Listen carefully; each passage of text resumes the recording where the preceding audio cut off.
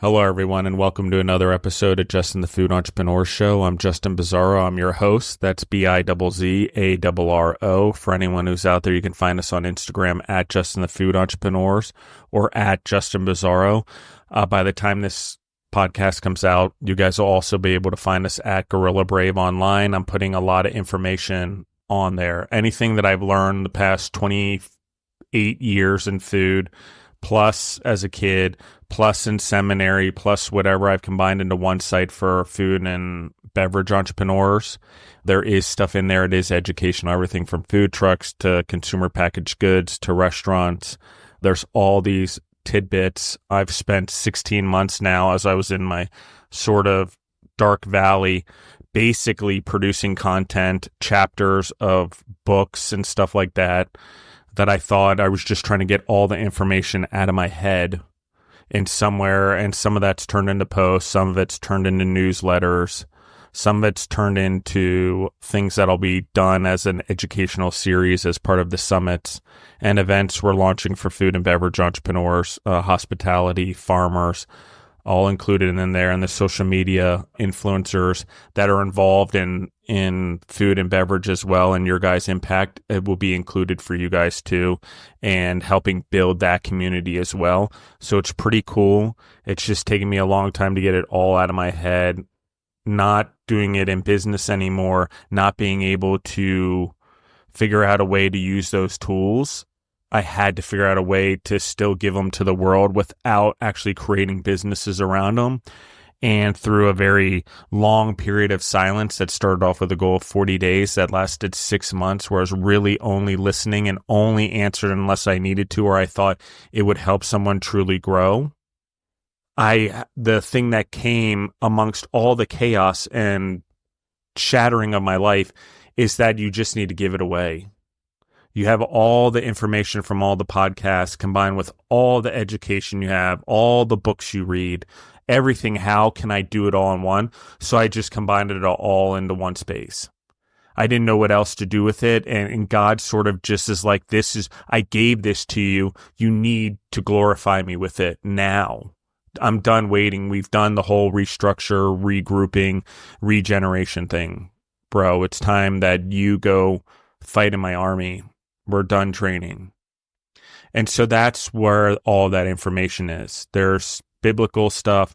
If you're Christians, I believe in Christian ethics in businesses. It's all there from the food and beverage leadership. I specifically lay out the biblical stuff, how I was learned to translate it out of the Bible properly, keep it in context.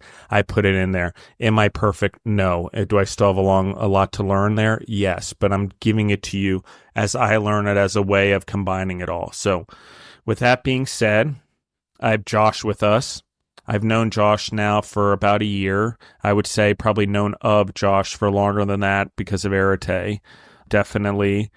And Josh has created a system. I'm going to let him tell you about his companies, but specifically one of the things that I'm most interested in, and what Josh has manifested and created through some of the things that he's done, is this thing called the entrepreneur operating system, which I believe for any entrepreneur, any business owner, restaurateur, consumer packaged goods, whatever, at some point in time, the earlier the better, you do need to go through a process like this. It is very important. So Josh, I'm going to let you introduce yourself, let everyone know where you're from, sort of where your business is or your multiple businesses, podcasts, and where they can find you online. And then let's sort of dive into the dirty. Sounds great, brother. So Josh Kosnick, you spelled your name, so I'll spell mine, Kosnick. And great SEO because I haven't met another Josh Kosnick on the planet. I'm over in Madison, Wisconsin, and been here for about 25 years. Grew up in Central Illinois and moved to Madison. So been in the Midwest my whole life. And I've now exited 3 businesses, and my whole world is my kids. A man of God as well. That's how Jess and I really connected and sharing our faith and some of our trials and tribulations. I now own Kairos Coaching and Consulting. And for those of you that are believers, you probably recognize the word Kairos from the Old Testament. It's also an ancient Greek word, and they have very similar meanings. It's an opportune time or an era in the ancient Greek text. And in the Old Testament, it's an opportune time when God acts. And so I believe right now is an opportune time for all of us to seize our best lives, to find out what our gifts are that God implanted in us, and bring those to light in the purpose to serve others, to serve the world. And so that's why I named my coaching and consulting company Kairos after exiting my last business, which was a large financial firm, which I know Justin will ask me some questions about going forward here. Yeah, absolutely. I'm gonna pause here, and we're gonna go back to little Josh. We're gonna take our transport back here. Hopefully it's a DeLorean, and but let's talk about upbringing, goals, drive. You're very ambitious. You're very driven, very strategic in laying out your life as you've sort of gone through life. So let's sort of talk about that, as well as how sports have played a role in all of that. Yeah, so I wasn't a very good student. I didn't know, because Justin and I are a little bit older than maybe some people listening to the show. I didn't know that I was ADD. And so school was always a struggle for me, but I really thrived on the athletic fields. I was a pretty good soccer player growing up on all-state traveling team. And then I fell in love with football, but I had been a participant in all sports and not really athletic, where if I picked up a tennis racket, I was pretty good at that. Yeah, if I was on the swimming pool, I was pretty good at that. And it was through effort and whatnot. I'm probably the only football player, and because that was my main sport, that went to state for tennis and swimming as well. But though that's where I could feel myself doing well enough in life. That's where I got adoration or praise or anything, because it didn't come from the classroom. And so I didn't find out that I was ADD until I was 25, when I was studying for FINRA exams, investment exams, for those that don't know. And the girl I was dating at the time was also ADD and had Adderall, and I tried it and my brain unlocked for the first time. So it was, growing up, it was a struggle. My teachers would always say, Josh, you're so bright, you're so smart, why don't you just try a little harder?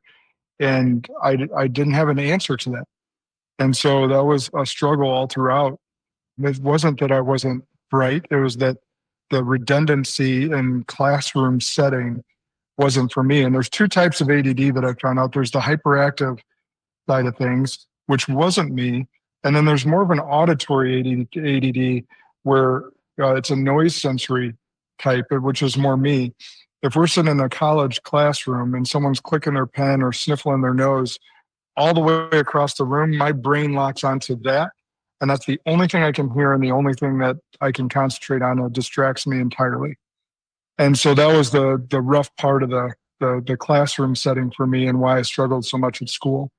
But it turned out to be a blessing, because a lot of entrepreneurs that I've been around and a lot that I developed and recruited throughout my career happen to also be ADD or have some sort of form of it. And there's a blessing to that. You know, some call it a disorder, some don't. I think it's a superpower. I actually just talked about this maybe a couple podcasts ago. Malcolm Gladwell talks about this in one of his books. I want to say it's A Tipping Point, but I'm not positive. Maybe it's Outliers. About, he uses dyslexia in the case, but what happens when we have to learn and there's an extreme advantage in front of us is we learn a different way of learning and a different path at life, which often leads to entrepreneurial activity, I would say, or more free-mindedness in the ability to solve problems beyond the normal path that everyone has conditioned in them in school. I think there's importance there, just as a note. I think our disadvantages are often our advantages, for sure. Yeah, I agree. And so I barely, I was a C student all through high school, and I went to college to play football. I didn't go to college to go to college. And so, hindsight being 2020, that was probably false intentions to do that. As soon as I got done with playing football, I dropped out of school and started in my career. And I was a sales manager at Best Buy for a couple of years. I got told no for a raise. And that didn't sit well with me, being the competitive person that I was, because I was running a top 3 store in the country at that point and knew some other sales managers making more than I was. And I was kicking their ass month in and month out. And so that was when I decided that I was going to leave and start my entrepreneurial journey, so that no one could tell me what I was worth anymore.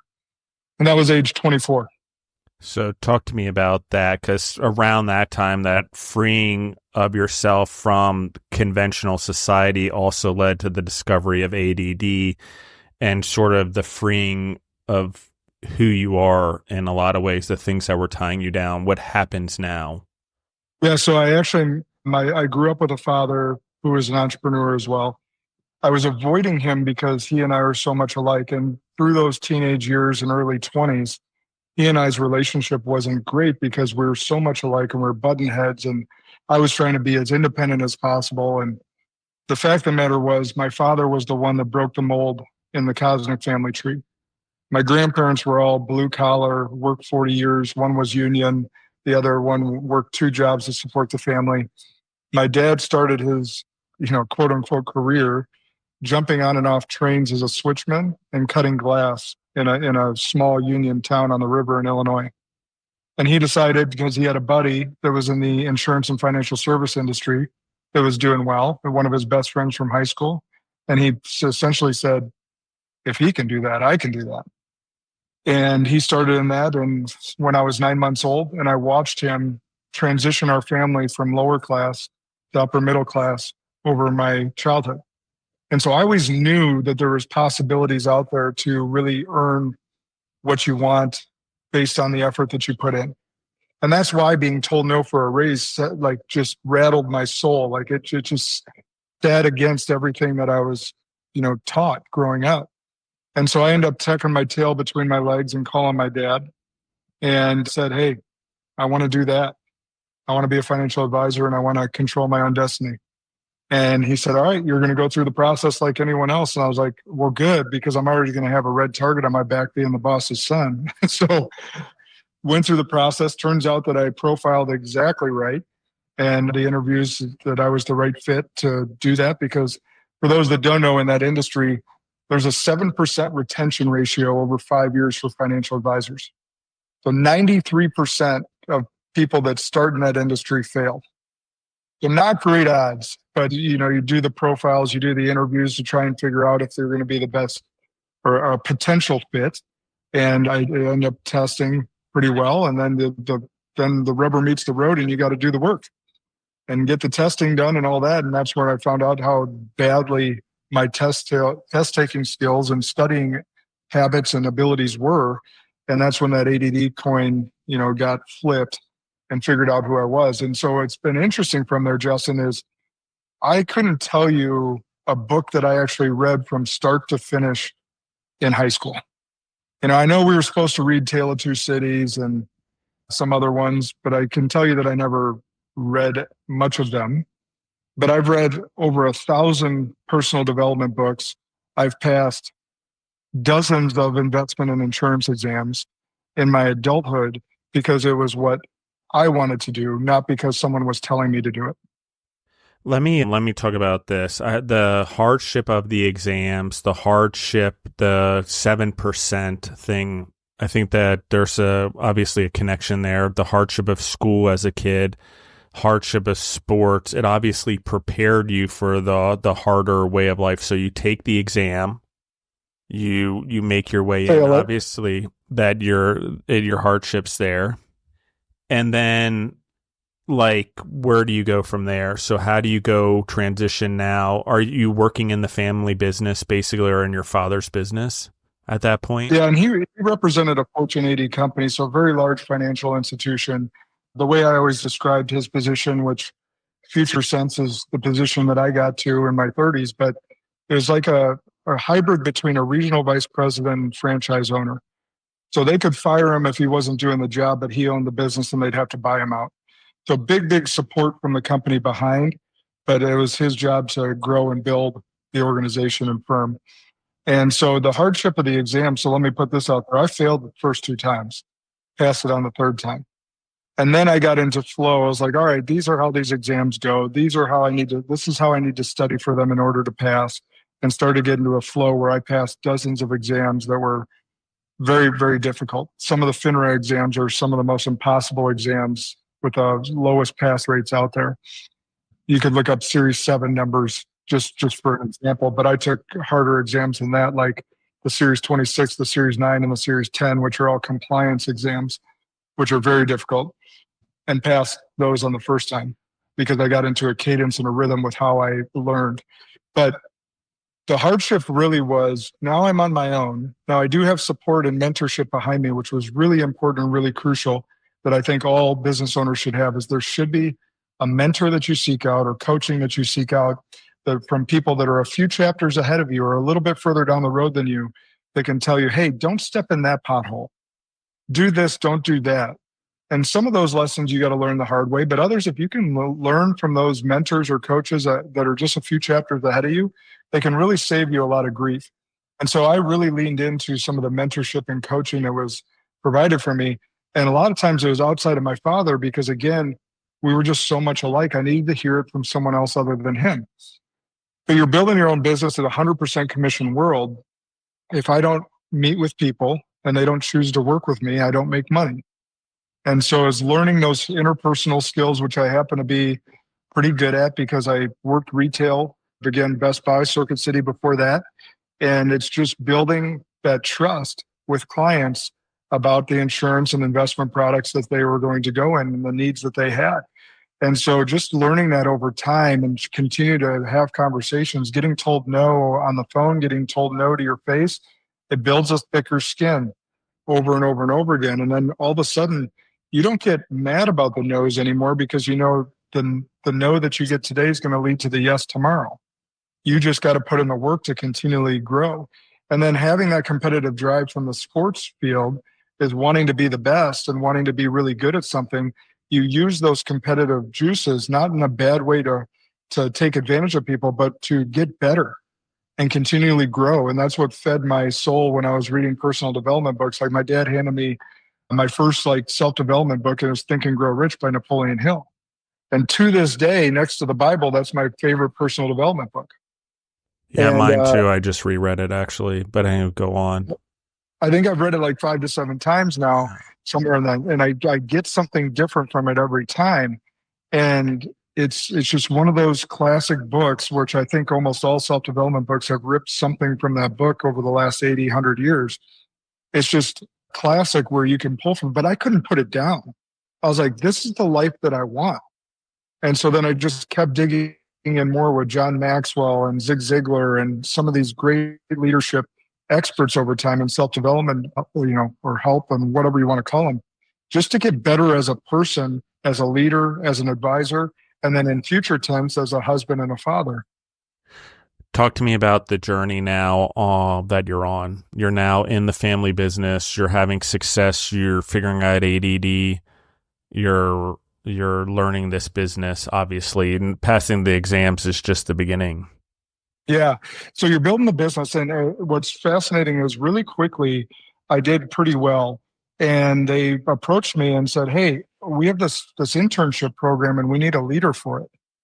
And I was like, well, that gives me some of my, I was a sales manager at Best Buy before that, captain of some sports teams. I like leadership. What do I got to do? And they're like, well, you got to recruit interns and you got to develop them into being functional advisors. They do what we do, just they bring senior advisors with them. I'm like, okay, I can do that. And so I got plucked in that, and I really enjoyed what I found out really quick is I loved pouring into others. I loved helping them develop and see things for themselves and see them have successes that they wouldn't have otherwise had if I hadn't been there. And so really quickly after that, I started running my own branch office out of the firm and started recruiting full-time advisors to be in the firm and developing them. And in 2010, I recruited a guy, and I tell this story because it's a really good leadership lesson. From 2005 to 2010, I always wanted to recruit someone that would push me, to compete, right? To fuel those competitive fires. I didn't ever actually think that someone would be better than me. I just wanted to compete with someone that I personally recruited and was developing that would push me to be better. So in 2010, I recruited a guy named Carl. And he was from the IT industry. Actually, for those of you that have daughters, he worked for American Girl. American Girl was bought by Mattel, but the American Girl was founded in Middleton, Wisconsin, which was a suburb of Madison here. And so he was there making $130,000.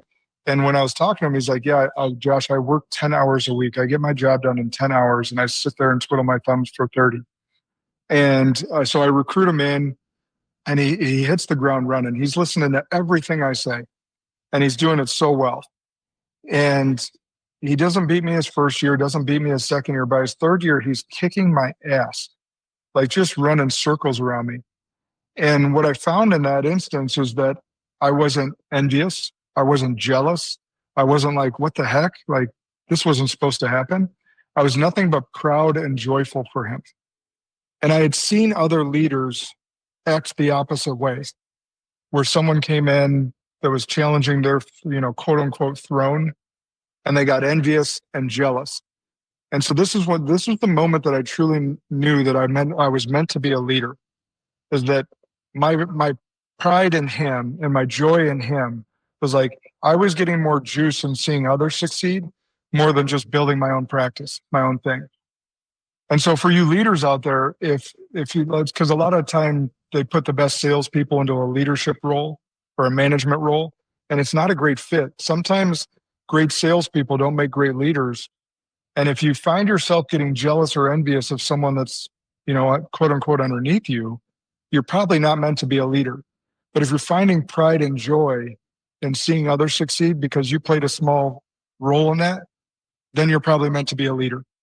And so I bring Carl up as that example. That was the moment that I really knew that I was going to pursue being more of a leader than just growing my own business and doing my own thing. I'll pause there in case you have anything. Yeah, there's a lot there. Like the difference in Carl as a leader, you develop him, you spend time with him over 3 years. As we are leaders in life, we can see key qualities about individuals that make them, for lack of a better term, different, compete at a higher level, perform at a higher level. What would you say that was for Carl? Why? As the leader overlooking him, what is it that you ignited in him? What was already there? And why was it so successful? Yeah, so first of all, he was a college athlete as well. He was a swimmer. So I always tried to recruit collegiate athletes, or at least competed at a high level, because in that business, again, you have to have a lot of self-confidence, self-belief, and a competitive drive to succeed. So that was the backdrop.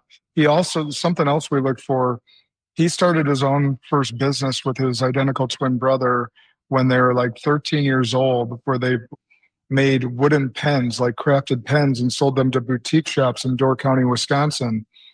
And then they started a photography company in college. So he had an aptitude to do his own thing. He wasn't meant to be an employee. And that's why he was feeling like he was rotting away when he was at American Girl.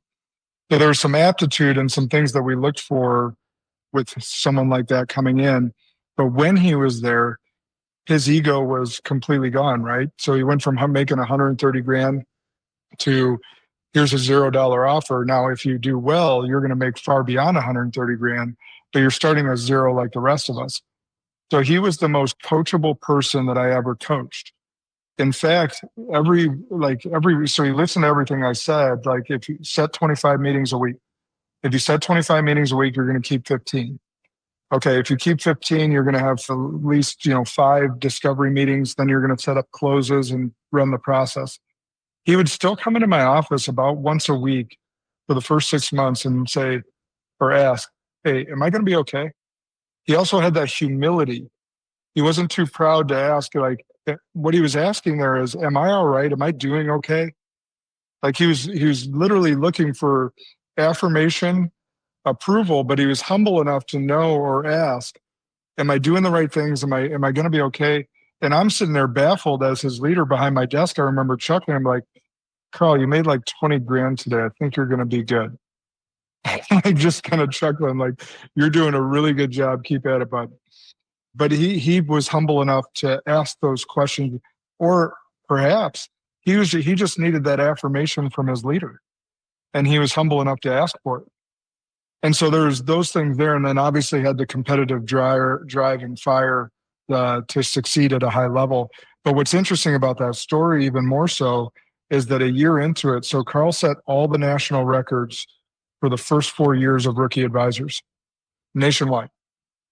After the first year, he's getting recognized on the main platform stage in Milwaukee for our annual conference. His identical twin brother came to support him. And a month later, he goes, I want to do that. And he's still an advisor to this. Both of them are. His brother Dave's up in Minneapolis and still running a phenomenal business up there as well. Love it. I love the transition and how it influenced the next person, changed a family legacy potentially since it's both brothers. Yep. Let's talk about, you're in the company, you're now family business kind of ish, you're growing it, you're having success in recruiting and development. Obviously the business is doing well, you're doing well. Probably around this time you're getting ready to start a personal life, family, kids, things like that. And let's continue down the road. Like, how are the next years going, decades into where you are? Yeah, so I told you about 2010. So yeah. By 2013, I'm being asked to join the leadership development program, which was ran by corporate. And they're grooming me to become the next managing partner somewhere in the United States. There's 75 managing partners in the US for that company. And that's what my dad's position was, who owns the firm in that territory and whatnot. And there wasn't certainty whether or not I would succeed my father. They never promised that. It was, okay, we see enough in you that we want you to be a managing partner. The where was the question.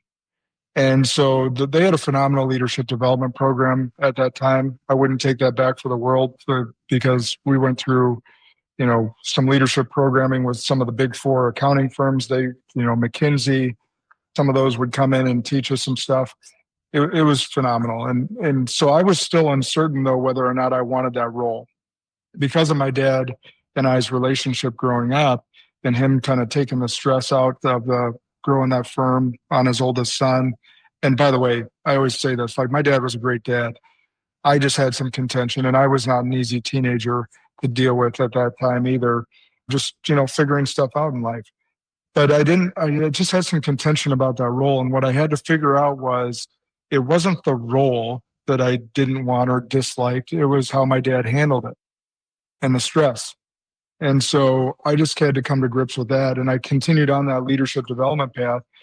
And to make a long story short, in 2016, they gave me a call and they asked me to succeed my father in Madison.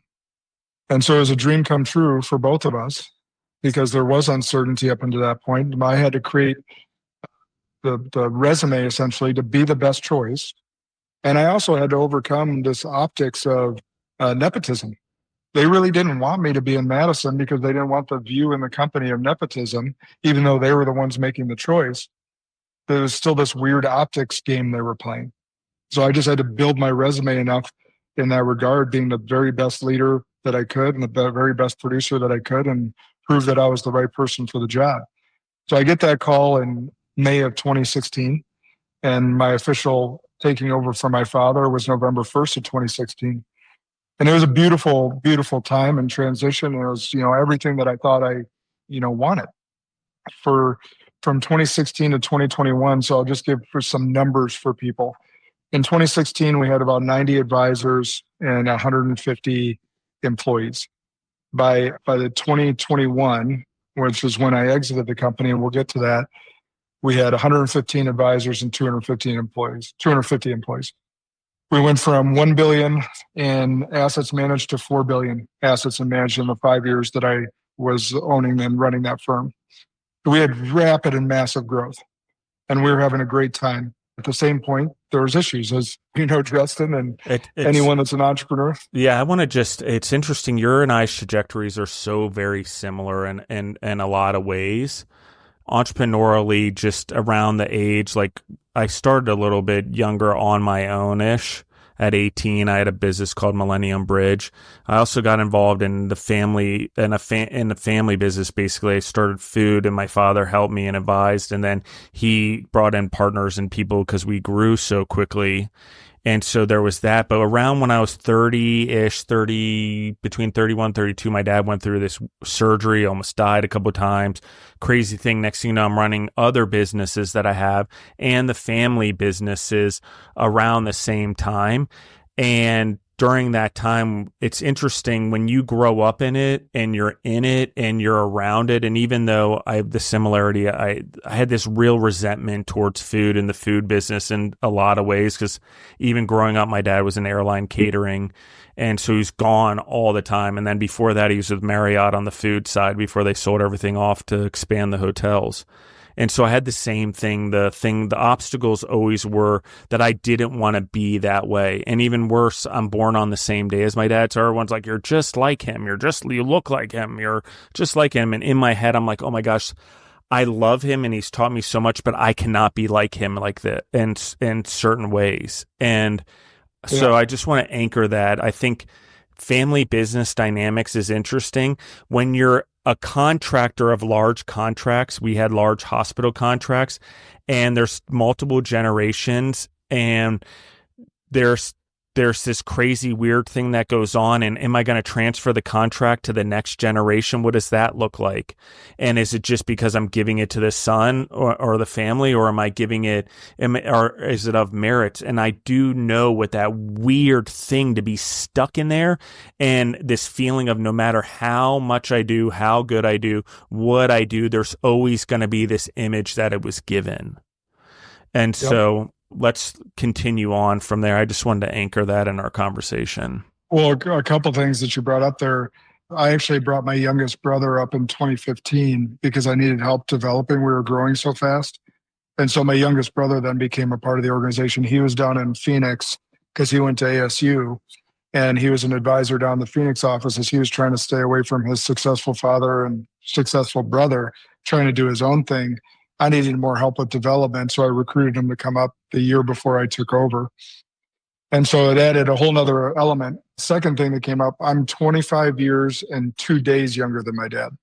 He's June 21st, I'm June 23rd. So not too dissimilar from yours. And then the last point I want to make on that is there's this really weird thing for anyone that's potentially taking over, whether for a parent or just if you're in the organization, you're going to take over for the leader that's there. There is a really weird thing that happens when you go from being a leader in the organization to the leader.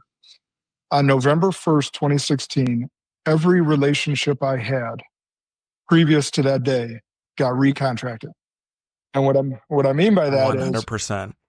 And you know what I'm saying, but for those listening, every person that I thought I had a great relationship with, that were friends, like we'd go to the cigar lounge, we'd go to golf, or we'd have our families or over for birthdays or whatever it may be. On November 1st, 2016, when I became the leader, all those relationships changed. And it's a really weird thing. It's like, wait, I didn't change. Like, I thought we were cool. I thought like this was, that we had a relationship. Like, I didn't change, but because my position changed, they changed how they saw me. And so that was something to get over and continually work through and, kind of put people in relationships in different boxes because of how they started to change or act different towards me. So you experienced that as well?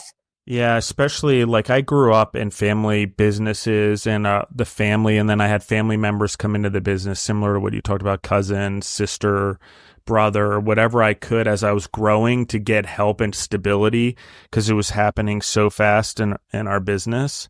Food, even during the economic downturns, we figured out how to pivot in our industry pretty easily and get into restaurants, for example, outside hospitals and stuff like that. So food trucks, construction, whatever, IT. So I was always very good at leading into a direction that diversified us and stabilized us.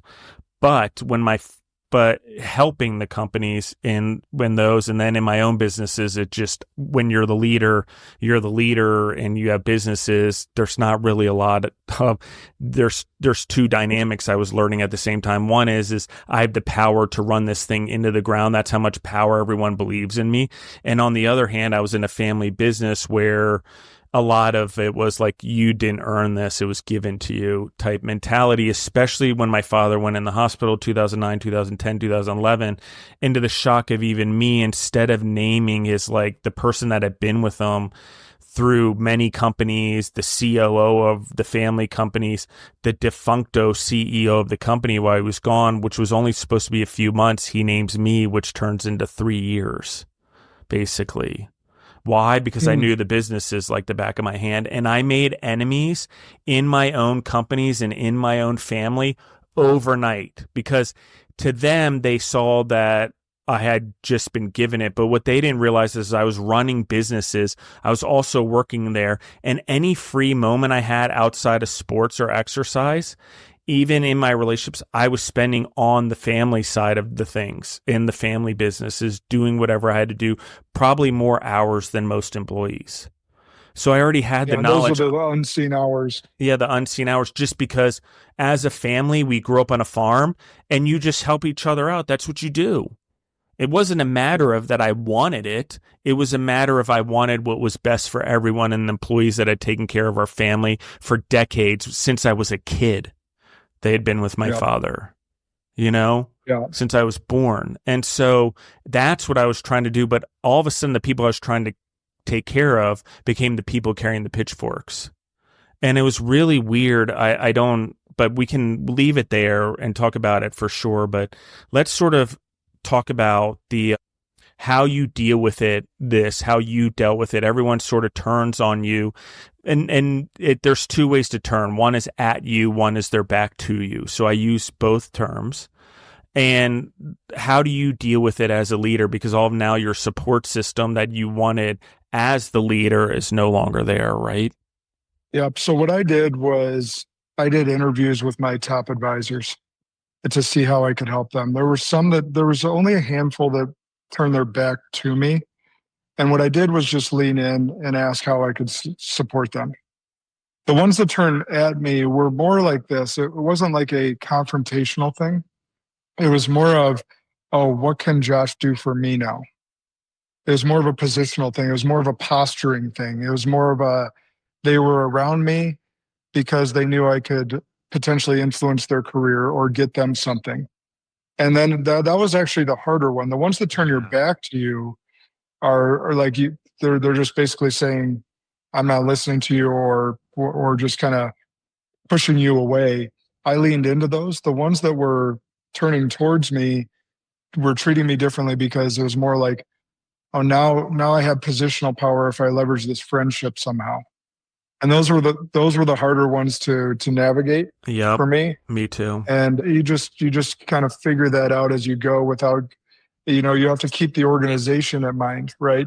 Your job is to steward the ship of the entire organization and look out for the best interests of everyone, not just that one friendship where they're trying to finagle you or finesse you for something. Yeah, I agree 100%. I think and those are the worst, because the result is if you don't catch it, that it's going on or what's going on there, those ones can be the ones that drag you down the hardest, unfortunately. Yeah. In my case, in some cases, in the businesses that struggled the most, or I struggled the most with, it was those relationships inside those businesses, or the people I rose inside those businesses because of that false thing, them taking advantage, especially when they got to the position they wanted, and what was actually delivered versus what was sort of portrayed. I learned a lot about people's actions and patterns and stuff starting when I was around 30 years old until now. But I think that that's an important thing, just as a lesson, everyone. People's actions and their patterns are you have to be around someone long enough to look at them and notice them.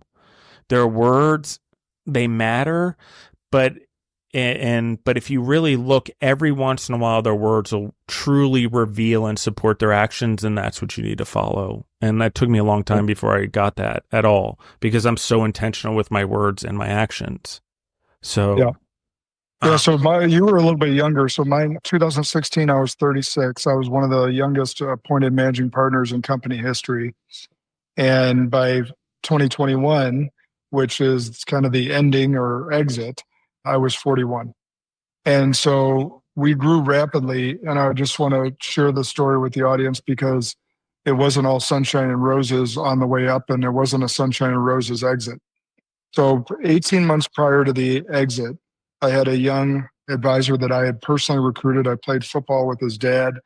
He was a young talent doing some really good things, particularly on the recruiting side. And he gave me an ultimatum 18 months prior to the 2021 date. For any leader, I mean, actually, let me rephrase that. For any person, no one likes receiving an ultimatum. It's just not a good way to negotiate. If you've Well, ever and there given is a saying that only the devil deals in ultimatums. Just saying. Yeah, and for this person, it's actually pretty appropriate after I tell this story. So he was a narcissist, or I should say he is a narcissist, but I'm using it in past tense because this is a story. And one of my bigger mistakes was I had developed plenty of young, immature advisors into being great adults, great advisors that grew up with more maturity. I kept chalking up his immaturity, his mistakes, or his flaws to immaturity, but really what they were character flaws. And that was my mistake. And I was kind of blinded because narcissists are brilliant, as you know, Justin, at navigating this world. They're survivors. They're great at it. And well, I called his bluff on the ultimatum because what he said to me was in a closed door meeting is he has an offer for $500,000 to leave to go to a different company. And if I don't make him the next managing director and give him $500,000, he was leaving. And I said, okay, but do you know you have to pass this test and take these steps before I can even do that? And he's like, well, no. I was like, well, you may want to know that before you can even earn that contract. You have to have a supervisory exam passed and you have to take these steps. And then I called that managing partner because I happen to have a relationship with him who was at a different company. And I said, hey, did you have a meeting with this person? I don't care if you did. I just want to know that it happened. He's like, I had a conversation. I said, did you happen to offer him $500,000? And he goes, no, we had a really brief conversation. He's like, we wouldn't even been to that point yet. I said, okay, thanks. Have a great day. And so called him on his bluff, which again, the narcissist took very badly. And I had a choice. I had a choice to fire him because he was already causing cultural problems. And if I fired him, I knew I'd get sued or work with him and try and develop him. So I went to my leadership team and I said, guys, this is the situation. And we all chose to lean in and try and work with him. Well, it turns out that was a mistake. On June 16th, 2021, well, let me back up slightly before that. In February of 2021, it came to a head where he sent a PowerPoint to the home office with also private recordings from meetings with him and I. He was secretly recording me. Good to note, whatever state you're in Wisconsin, it's a one-person consent state, meaning that only the person that's secretly recording you has to give permission to record you. Now, if you try and do that in Florida, it's a felony. But what he did with those audios was splice them together and try to paint a picture in this PowerPoint that I was a racist and this is a racist environment. And he sent it to the home office and one of the VPs up there, and my compliance officer caught it. And so we knew what was happening. And so at that point, the relationship was done. And the corporate office asked me, well, what do you want to do? I said, again, if I fire him, I'm getting sued. I was like, let's try and find him a leader that obviously he and I's relationship isn't working. Let's find him a leader within the system that he can better connect with. And so we did. He moves to Miami. And 2 months later, I get served at my front door with papers for a lawsuit for discrimination. And it was, a gut punch at that time. I can't say that I was too surprised. But what happened 2 months after that, on June 16, 2021, so I get stabbed in the back by that person that I grew up in the business, gave him $10,000 of custom suits out of my own closet, had over at my dinner table. I get stabbed in the back by him. And then on June 16th, the company terminates me to get themselves out of the lawsuit. Oh, wow. You and I have similarities on the recording thing. That's something that does go on. I did not realize it till much later that it was going on in my companies.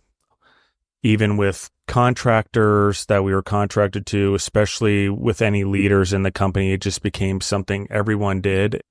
That culture, let me just give everyone a little emphasis here on this. I know we live in a world where everything is picked up and we want to document everything and we want to record it and we want to do all these things and we need to remember it and we want to play it back. It's a dangerous game in a lot of ways because, one, people do splice things together. I've seen it myself, create stories or boards or whatever and splice a bunch of your words together. To do it now, they can take your voice and actually filter it through AI and then make it sound like you and say whatever you want. Especially if you're a public figure. And I'm just letting everyone know because we have to have discernment. Especially as Christians, we are called to it to understand if that's truly the person we know and that's their pattern or not.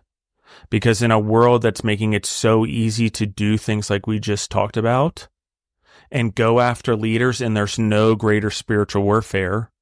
Just saw a thing on Angela Goodman's Evolve with God for this. Of course, the devil goes through the leader. Who else would you go for? How else do you cut the head off the snake? The difference between Jesus and the devil? Well, Jesus knows he's going for everyone's heart, and he is the leader. So, but that's just, the thing is you get a flock off path by going after the people leading, and that's spiritual warfare. And that's a little bit what we're talking about here. But the more we evolve also as business tools to make our businesses better, those same tools can also be used against us, especially as leaders and entrepreneurs. I don't know how we deal with the recording thing in our businesses, other than that we think we live in this free country and we talk about Europe videotaping everyone, but here we just record and videotape our own citizens. So that's up for a different discussion that we can have another time. So let's continue on. How do you deal with this? Someone shows up the door, serves you, rips out everything you've built till then. I mean, you were 24 years old. This is all you've known until then. 41. I can relate. 2022, 42 years old. Businesses go away, sold, broken apart, whatever. Contracts sold. So I lose everything, and everyone turns on me blaming me for these things when it wasn't really even my decisions that led us there. So let's talk about this. Let's talk about what happens. How do you steer it? You can't lead an organization or be a leader of an organization now because they're telling you can't be. You don't have the employees working for you. You don't have your identity anymore almost. What do you do? What do you do then? Because it all falls out from you. On that day, I had no clue, right? So not only was I not only 24 years old when I started with that company, I was 9 months old, actually. I had gone to every annual conference with my family since I was 9 months old. That company is the only thing that I had ever known. Besides some brief stints, in retail and other, minuscule jobs growing up, I had only known that company. And so that day that I walk out of the Marriott lobby, because they pulled me there because they had plainclothes officers at my office that I owned 35,000 square feet, had I showed up to potentially be a problem. That's why they had them there. So they lured me to the Marriott lobby, a tenth of a mile from my office. And I had offices throughout the state, but that was my office, my main one, which is only 8 minutes from my house. So I walk out of that lobby, my email shut down. They tried to get me to sign a piece of paper, which would have given up all my rights, essentially. So I was at least at my wits enough about me to not sign anything. I happened to be, golfing with my attorney that day. So it was interesting. I walk out of there. I get about 4 minutes down the road, and I had to pull off into a park and ride because I was bawling. I was just broken. I didn't know what I was going to do. So I couldn't see. So I literally pulled off into a park and ride and tried to collect my thoughts and make the other 4 minutes home, which I did probably half hour, 45 minutes later, and face my wife. Like, she met me at the door because it was really odd for me to be home by 9 a.m. And I said, I'm done. I think I got my suit off and I went down to the basement. And I'm like curled up in the fetal position. And I can't remember within the next week, I did end up getting out of that bed that day to go golf. I'm sure I wasn't much company, but talked to my attorney, showed him the 2 pieces of paper they gave me. And then we went to work negotiating the exit. But somewhere in that week that I spent time in the basement, I came to a couple different conclusions. One, that I was going to take the summer off and spend that with my kids, because when else would I ever get that time back? So I wouldn't make any quick decisions, wouldn't do anything rash. And then secondly, God's voice came to me and said, "You're free." Just a whisper. And frankly, I didn't want to hear it at the time, because I didn't want that. My plan was to run that company and get it as big as possible from age 36 to 56. So 20-year run, and then figure out what to do after that. But you want to make God laugh, tell him your plans.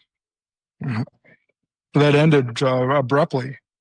And so I spent the summer with the kids and had some great memories. And I spent a lot of nights on my back kind of patio area next to the fire pit overlooking the golf course, just processing the grief and the sorrow and the betrayal and all those different things.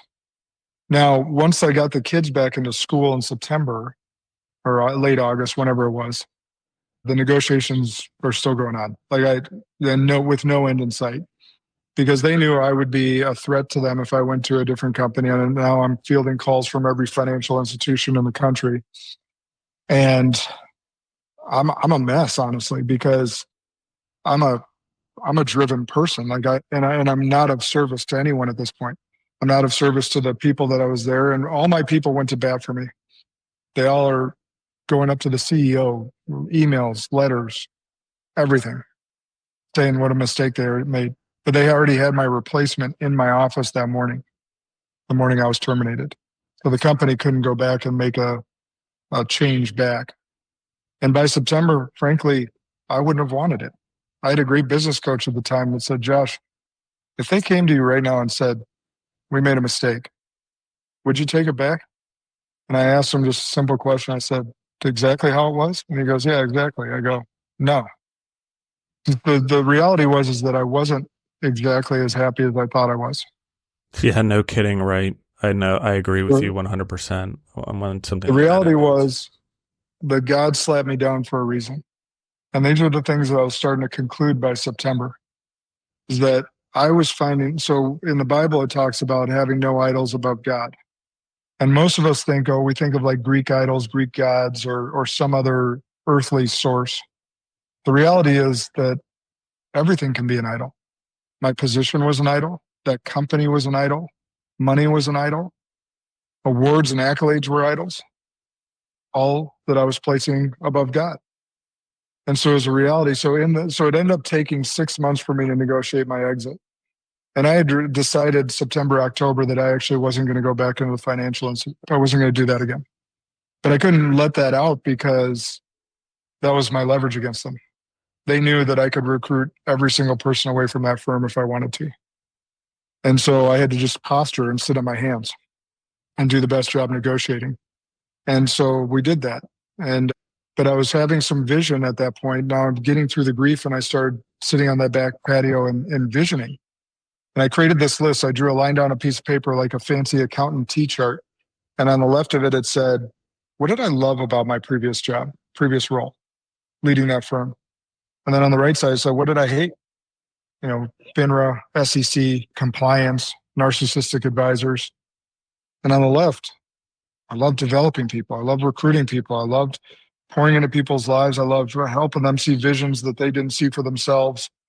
And I just asked myself a simple question. I said, what if I could just do what's on the left side of the paper and eliminate, or at least at the very most, mitigate everything that's on the right side? And so I started leaning into this coaching and development of people and entrepreneurs and leaders. It's like, that's my wheelhouse. Okay, how do I make that look, or how do I make that work? What does that look like? And I could speak and give people the story. And these are the lessons that I really learned. Okay, how do I want to get this message across? So what did I learn through this? I just told you about the idols. Most of us skip to the professional and financial accolades in our lives. And it stems from us in childhood being asked, what do we want to do when we grow up? And then in high school, it gets reinforced. What are you going to do when you go to college? What are you going to go to college for? And then in college, it gets reinforced again. What are you going to do with your degree? What job are you going to get? And everything's about the what and not the who or the why. No one stops and asks us, who do we want to be when we get older? Who do we want to be when we grow up? Why do we want to be that? What gifts did God give to us that he gave to no one else?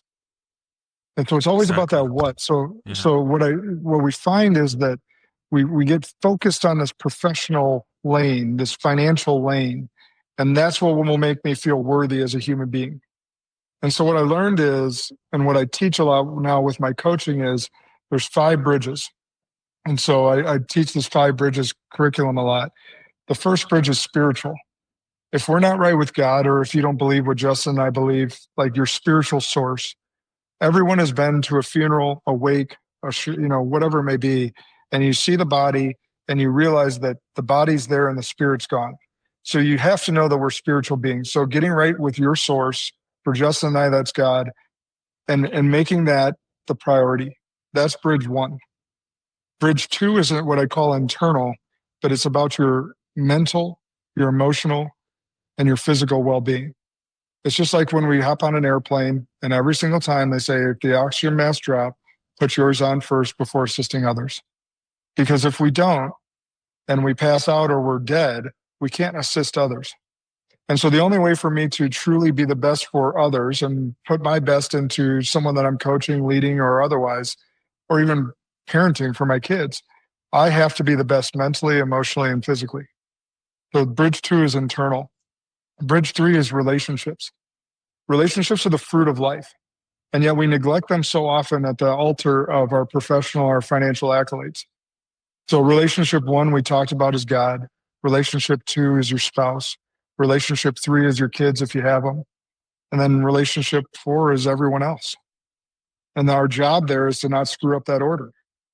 And if we get those 3 bridges right in order, bridge 4 is the one that everyone skips to, which I call our environment. It's our professional environment, our financial environment. Oh, and don't forget to be creative and find joy. What do you do for fun? Those are all our environment. But that's the bridge everyone skips to and forgets about the first 3. And then they wake up sometime in their 40s or 50s with a midlife crisis, wondering where things went wrong. And if we do a great job with those first 4 bridges, we get to leave an amazing legacy, and that's bridge 5. And a legacy isn't what we leave to people, it's what we leave in people. Love it. Is that the basis of the EOS, and is that of the entrepreneur operating system sort of? And then how do people implement something like that, implement this in their life? How do they find you to do that? That has nothing to do with EOS. Okay, that is cool. all my stuff. Cool. So we can get to EOS in a minute, but that is all and this is about leadership and leading a great life in and of yourself so that you can be the best for others and lead a righteous life. That's where I stem with those. Those are the things that I figured out while I was there, or in that dark space, as I started to work through the grief and get through that. The other thing that I'll tell people when you're going through a dark space, and I know, Justin, this will resonate with you because I might have even said it to you at Evolve, is I actually found myself having more empathy for the person that hurt me and was suing me than I was for myself in that time frame. Yeah, absolutely. I agree with you. And it was super weird, right? Yeah. Like I could sit here and go, I know why he is the way that he is, because he was a hurt child trapped in an adult body. And at the same time, I wasn't finding the empathy for myself for the situation that I was going through. And I was beating myself up like I somehow caused this. And that wasn't true either. And so I'm glad I had great mentors, coaches, and people around me that called me out on that and said, because that really helped me get through some of the grief and sorrow. Were you in Arete by 2021? So funny enough, I joined Arete a month before I was terminated. Yeah, that's my curiosity point. I had been in from that beginning of 2019, 2018, end of 2018, somewhere around there. But like when I went through, when everything else bottomed out, like oddly, that's all that was left for me to turn for companionship, mentorship, whatever. It was a starting point again for me, because I also decided that I didn't want to go back into the industry the same way I'd done before, and all the things I liked and didn't like. And I've sort of merged that into my new life.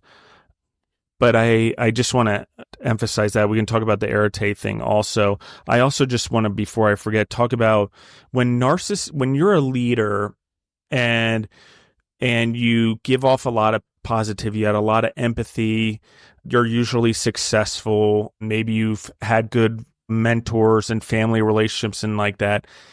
To a narcissist, they look like they can come and take whatever you have or take something that's of you that they want and get it from you. Sometimes it's money, sometimes it's power, sometimes it's whatever. And then when they don't get it initially, they try to leverage you to get to a position where they feel like, oh, maybe it's not that they can give it to me. Maybe they got it from the position that they're in. Let me leverage them to get in a similar position. Okay, so then that takes place, which we've experienced. But then nothing is worse when you don't give them what they want, and they will tear things down. Somehow they know where to hit and where to hit the hardest, that it'll drag it down. Mm-hmm.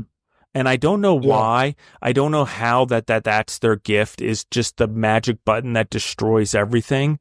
But it's a horrible thing, and you could use it for so much good if you can, because of that skill and what it could be. But it's just turned into something that's so manipulative and so bad. But as leaders, we have to be aware of it. And I understand there's some leaders who are that way naturally or have narcissistic tendencies. There's some differences, guys. Like, it takes a lot. You got to look at the human, the pattern, how nice they are. If they're growing the humans around them, that's not a sign of narcissism. If someone's pointing at that person, normally you should look at the person who's pointing. And that's just a general rule of thumb. Yeah, go ahead. We all have narcissistic tendencies, especially those of us that have had any success. Yeah, no kidding, right? There's a difference between narcissistic tendencies and being a narcissist or having narcissistic personality disorder. So that is something to be clear on. Here's how you can spot a narcissist, because you're right. So they're brilliant at finding those magic buttons, especially in you, right? If you're not a narcissist by nature or don't have the personality disorder, they are brilliant at finding whatever hot button you have to either leverage you or set you off, because what they want to do is drag you into an emotional conversation, not a facts and figures conversation, because they have the experience in the emotional warfare that you don't have. So they want to drag you into an emotional conversation. So our job as a leader is to only stay in facts when talking to a true narcissist. And it'll drive them batty, and they're going to try every single sick way that they have to drag you into the emotional side and get you to react. And the only way you can respond is in facts, no matter how badly you want to tip the scales on them, because you will lose, because they have more experience dragging into the mud, into those emotional conversations. And I learned this through dealing with that guy that sued me. He was brilliant at it, and he was brilliant at finding my buttons. But what we have to do, or here's how you spot them. They will not take any ownership over any problem. So a rational human being can go, whether it's a marriage or relationship, an employee-employer situation, whatever, can go, yeah, I see how I had 1% or 20% or 40% fault here. Even if I think I'm right, I can see the role I played in this situation. A narcissist can't even get to 1%.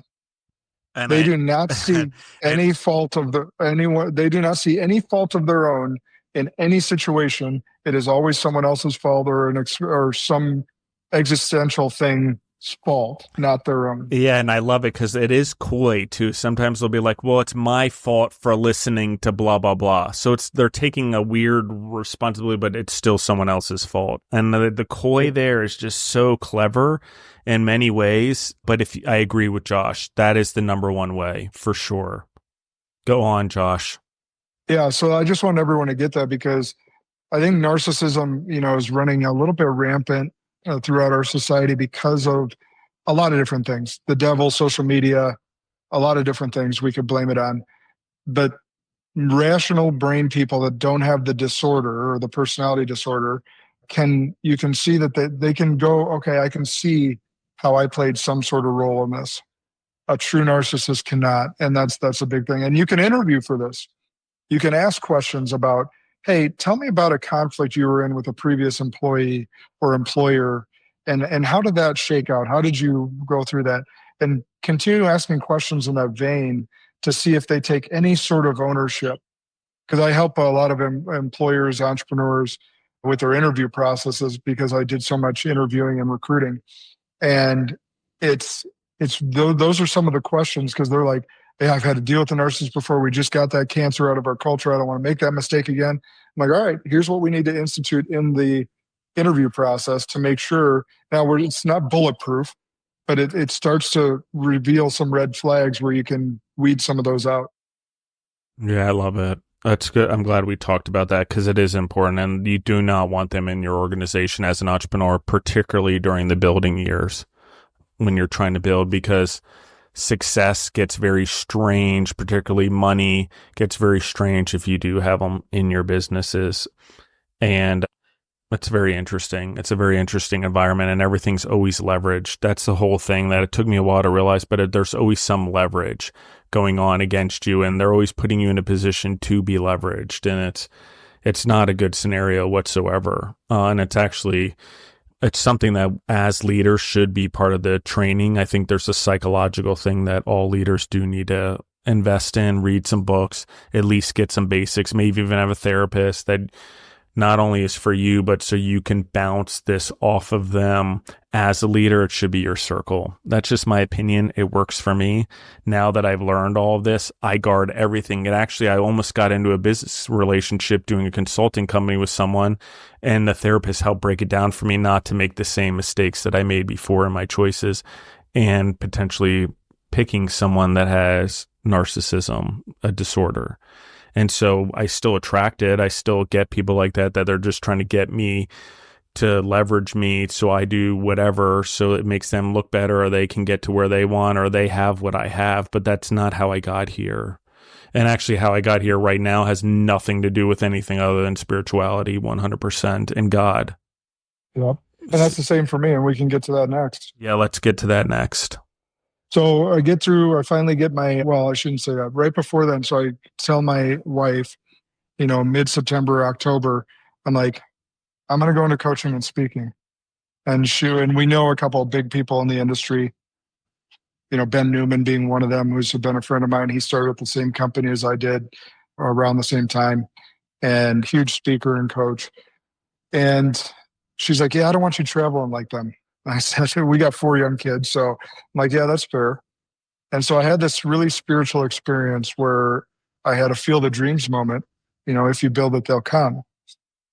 And I get out of this experience and I'm like, okay. I literally call a realtor the next day and say, find me 80 to 100 acres. And we went on our hunt, and we're viewing blank slates of property, and okay, I'm going to have to build this whole thing up. What's it going to look like? I wanted to embody these things where I can get people out of their element to work on their spirituality, work on their physical fitness, their mental fitness, work on their relationships, and go back to their lives as better human beings. And I share this vision with 2 people, my wife and a great, great friend that, he's one of those friends you only see each other a couple times a year, but you pick right up where you left off. And he goes, dude, have you seen this place? And shows me this amazing video. And I was like, no, it's not even listed on MLS. And I shoot that video to my realtor. I said, get us a showing. And I come out here for the showing, and I'm asked to sign an NDA. I'm like, what am I signing an NDA for? I'm viewing a property. He's like, oh, the owner's just really private. I said, well, if I'm signing this, who is it? And you can't make this up. It's a total God thing. It was the person that built our first home. And that's awesome. So I was like, oh, I know Randy. Tell him to be here next time. And so I came out here, said, this property is amazing. I was like, so I come out here again with Jenna, and he's here with his wife, and Jenna and his wife. What they did was, our first home in 2008 was a townhome 2 blocks off the Capitol Square in Madison. And they lived in the high rise and the condos and the penthouse. And his son lived right across from Jenna and I in the row homes. And Jenna and his wife would, be out playing with the dogs together. So we knew each other, but we hadn't seen each other in a decade because we moved out of those townhomes as our family was expanding. And we're having a conversation. I'm telling him everything that's happened over the last few months. And he's also a believer, and we're talking. He's like, man, I love your vision. And I was like, yeah, Randy, so I have money coming. I just don't know when. And we meet a couple more times. I come out here, I bring my integrator out here, and he goes, tell you what, you think the money will be here in the next year? I said, yeah, I freaking hope so. He goes, how about we do a land contract? And I was just blown away. Wow, that's awesome. And so, but here's what happened. On December 29th, I finally closed my deal with that company. On December 30th, I closed the deal on this property. And so the property's named Five Bridges, based on the bridges that we talked about. Yeah, absolutely. There are 5 bridges on the property as well, so it does work. And we have an equestrian center, a home that I host a lot of events and leadership teams out here, retreats. We have a barn. We've hosted political events, weddings. Anytime anyone wants to come out here, if you go to 5 Bridges, 5 spelled out, 5bridgesfarm.com, you can view the property. I don't have any pricing on there because really it's like, what's your vision, and let's make it come to life. And so we're open to anything, and it's just a function of, let's bring people's vision to life, help them come out into nature, detach from computer screens, detach from their busyness and putting out fires, dive deep inward so that you can go back to your families, your lives, your businesses as better human beings. And it can involve me, or it doesn't have to involve me. Like if you want to just rent the space and I'm not involved, and that's totally cool as well. Love it. Let's have a few more minutes left before I need to jump on to the next podcast I have. Let's talk about the EOS. I want to talk more about the events. I'm probably going to ask Josh to come back on because I have a whole slew of other questions for him, but I do want to at least plant the seed of the EOS, because I think it all connects into what you're doing there on a broader level. And you have a boot camp, I believe it's called Rhino Boot Camp. I'd like to talk about that too. Yeah. So EOS is Entrepreneurial Operating System. It was based on the book Traction by Gino Wickman. What I found when I got into coaching entrepreneurs is all of us, including Justin and I, have 2 major issues in business, and then like 136 little issues underneath that. But the 2 major ones are human development and systems and processes to help us scale and grow. So I'm really good. I've always been really good at the human development. That's my bag. That's one of God's gifts in me. The systems and processes, I felt a little handcuffed because I represented a Fortune 80 company that took care of a lot of that. I started implementing EOS in my firm in 2020, and that's when I found Alicia, who's my integrator. Actually, it was 2019, right before COVID. But we were trying to self-implement, and I was too ADD to read the back of the book where I could have hired an implementer and stroked a check to have them come in and help me. So now that I'm trained on it, I can confidently say that I only got about 20% of it right. But really what it is a system to run your business and allow you to bring your vision to life, to have a clearly held vision by everyone in the company, to gain traction in your mission and your goals and what you're doing, and have a healthy organization. So we have lots of tools as a part of it, but what Gino did was really brilliant. He basically took all the tools from the entrepreneurial world that have worked over the last century and cobbled them together in one package to help any entrepreneur at any stage of the game. So if you're a small startup that possibly can't afford an implementer come in, you can just go on eosworldwide.com and get a lot of the resources. Now, trust me, you're not going to do it right or the best, just like I didn't, but it'll give you a lot of systems and a lot of just groundwork to be laid before you potentially hire someone like me to come into your business and work with your entire leadership team. If you have a leadership team already or a semblance of one, and you're doing, at least a couple million in revenue, then we can talk about having an implementer come in like myself and really work with that leadership team to help you grow. The average, so just to give some people some perspective, the average company that implements EOS with an implementer is growing by 34.4% year over year. It's a big number. It's a huge number. It's a third of your business. That's a big number. And so that's not a promise necessarily that that's going to happen exactly, that you do that. It's about a 2-year process to really get a hold of it, like for the team to really latch on. And it depends on how big and nuanced your organization is. Like if you're a 10-person organization, we could probably get that, gain some traction, no pun intended, in about 18 months and really see some fruit. If you're a 400 or a 2,000 person organization, it's going to take a couple of years to get it from the leadership team all the way down those arms down to the 4,000 or the 2,000 employees, right? So it just really depends on how big the organization is, how well it's structured from a leadership and accountability standpoint. But it's all about accountability, and it's all about getting the right people in the right seats, which, quote from Jim Collins, good to great, finding those unique abilities in people and making sure that we have systems to really gain that vision, gain that mission, work on core values, and actually operate all decisions through those core values and that mission. It's been phenomenal work to see these leadership teams blossom doing the work with them. Yeah, I think it goes to the example of not only are you rooting for someone else's success, but you're also knowing that it works so well, you're willing to participate in the success and grow and build relationships and all the benefits to you as well. Obviously, how I know about it is I saw it online because you are pushing it out there. I think it's a brilliant thing. I think for any entrepreneur that's out there, these systems are already in place without having to worry about a consultant. There's groups like this, there's systems, there's integrators like Josh that have training specifically in it. I think often we look for consultants or groups to come into our companies and understand our companies and help us build the business. And I get it, maybe they're from the industry and whatnot, but I think a lot of better input comes from when we have outsiders come in with systems and formulas and ideas and implement into our business, and we stick to knowing what our business is in the industry that it is and how we maneuver.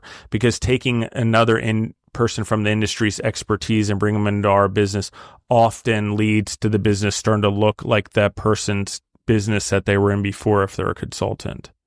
And I'm not saying they don't help you. I'm just saying that there's a filter here. No, that's a really good perspective. I always give the difference between consultants and coaches.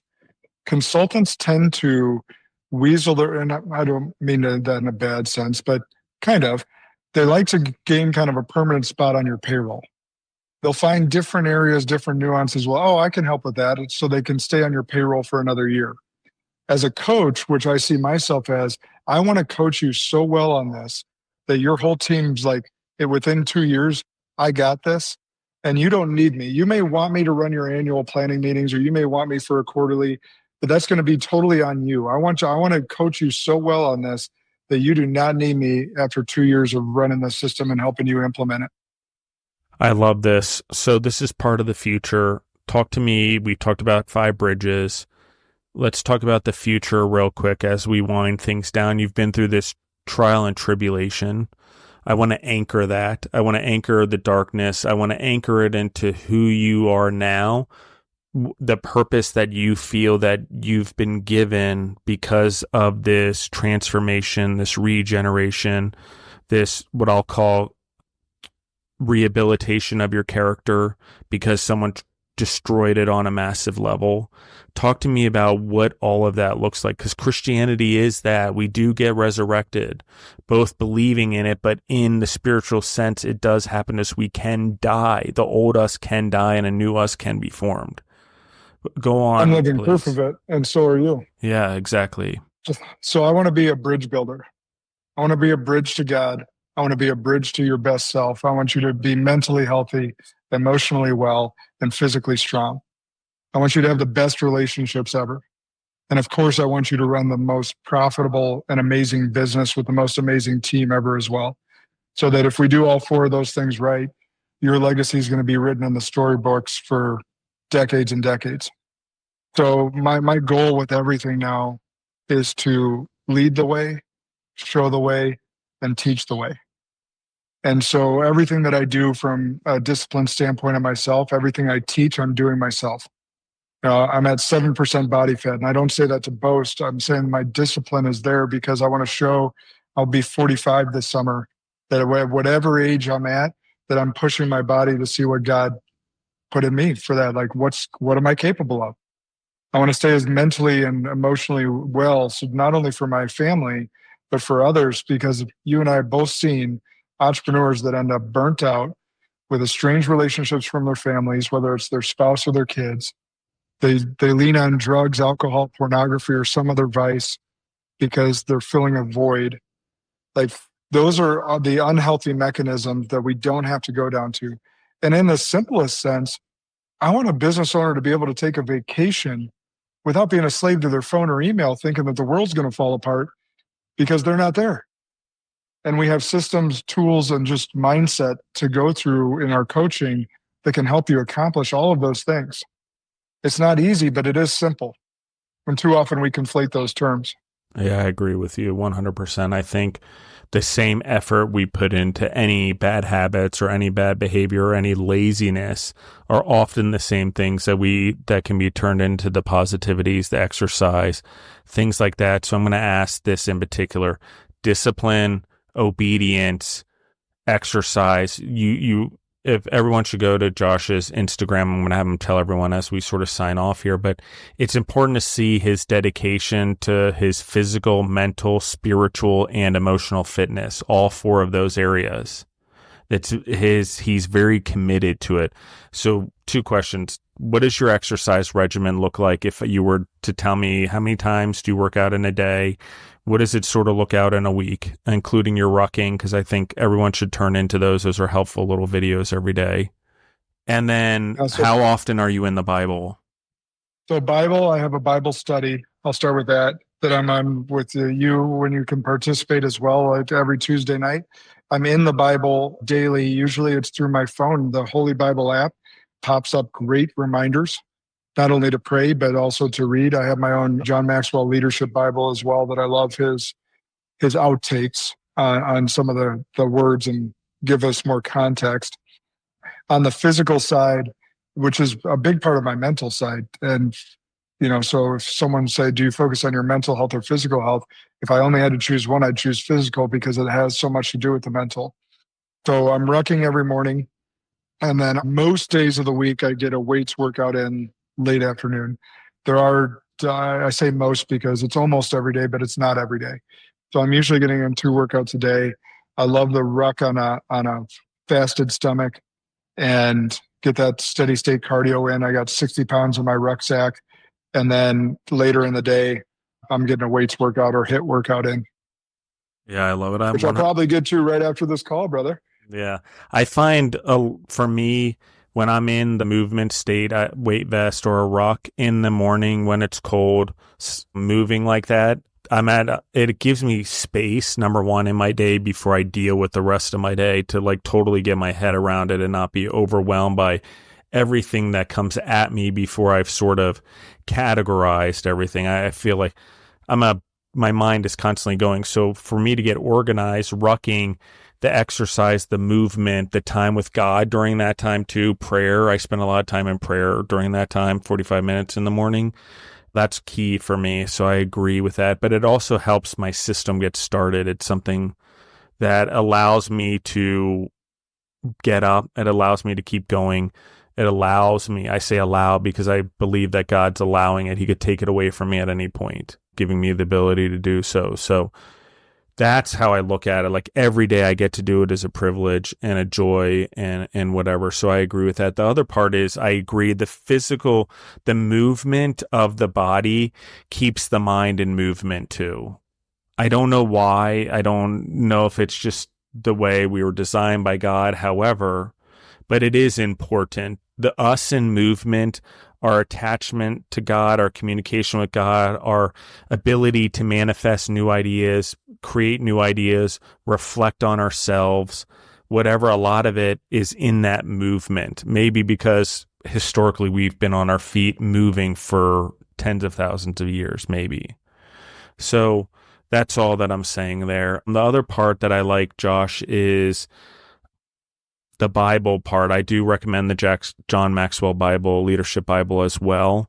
I think that one is key to any entrepreneur or leader or community leader or whatever. I think there's an anchoring there in the ability to understand that we're all theologians.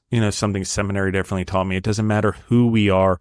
As long as we believe in God and we want to have a relationship with him, we are theologians. And when we integrate in Jesus Christ and the leadership that it's important for Christianity, then it takes on a much, much larger form. And then we add in the Holy Spirit, which we now understand actually exists in us in our empty jar. And for me, my jar had to be broken, emptied, and then given a new jar, and then the Holy Spirit being put into it. But it is that it has to be empty. And when Josh talks about idolatry, it's the same for me. I always misinterpreted as a jealous God as the other gods that people who believed in or other religions. But the reality is it's not. It's whether, like, for me, that my spouse, the woman in my life, was my higher power for whatever reason. That was where I got a lot of my approval from, my appreciation, my whatever, probably in another way. And then on the other hand, my business I got a lot of confidence and purpose and power from that. So, oh yeah, your spouse or kids can be idols too. Yeah. If you place them above God. Yeah. But going back to your morning routine thing, just real briefly, there is no perfect morning routine. It's what's perfect for you. The morning routine, the reason it's important is it sets your mind up for battle for the day. So whatever that is for you, if it's the exercise, the prayer, the hydration, cold plunge, whatever it is for you, whatever gets your mind ready before your day hits you and the battles hit you, that's what's important. Love it. Josh, where can they find you online? Where can they find everything that you're part of? The 5 Farms, again, website, all of it. Let's download it all on them. Yeah, so 5bridgesfarm.com. I'm at Josh Kosnick on all social media platforms. And then my main website's joshkosnick.com. Perfect. Simple as can be. Yeah, there you go. That's the easiest way to do it. Thank you, everyone, for listening in the audience. Please continue to ask questions, send in stuff for the entrepreneurs that are on the show. I know there's a lot of food and beverage stuff. I'm going to ask Josh to be back on. I'm sending it out since I'm trying to record the whole year. I'm sure he'll pick later down the road. But I do want questions from him if you guys have them. I want to dive into some of the financial stuff that he has a background in. I think he can do wonders for a lot of you entrepreneurs out there. They're asking now, what do I do with my money when I have it and it's not the right time to invest it in my business? Those are big questions that require big thoughts and someone who's been through it. And so there's lots of resources I hope to provide you guys. I also think Josh is a resource for EOS. I get a lot of questions about that. Is there a system for entrepreneurs, for restaurateurs, for whatever? There's a person right here. There is a system out there you can go to online. It's something I think and I believe in very much. I also think Josh's boot camps, some of the things that he's doing. We had Matt on here, Voiced by Matt. Voiced by Matt will be at 5 Bridges Farm, sorry. So those are all the connections there. This is why we're seeing God work in all of our lives, the people I'm having on here, but he's also connecting us. And roughly 12-ish people, 13-ish people on this side of things. You can find us on Evolve with God, but Angela's show also. You can also find Josh. He has his own podcast. Very good one. So there's lots of resources out here, guys, because ultimately we can't stay in our comfort zones in just the food and entrepreneur space. We need to branch out to other places, and I'm providing those for you since you asked me to be that conduit and that connector. So that's where we are right now. I will put all of Josh's information in the episode notes. I love you guys. I appreciate everyone. Keep sharing, liking, sending it out to entrepreneurs, helping them. You can also go to GorillaBrave online. I'm downloading all of this stuff on there, like I said earlier. Thanks, everyone, for listening in, and we're out.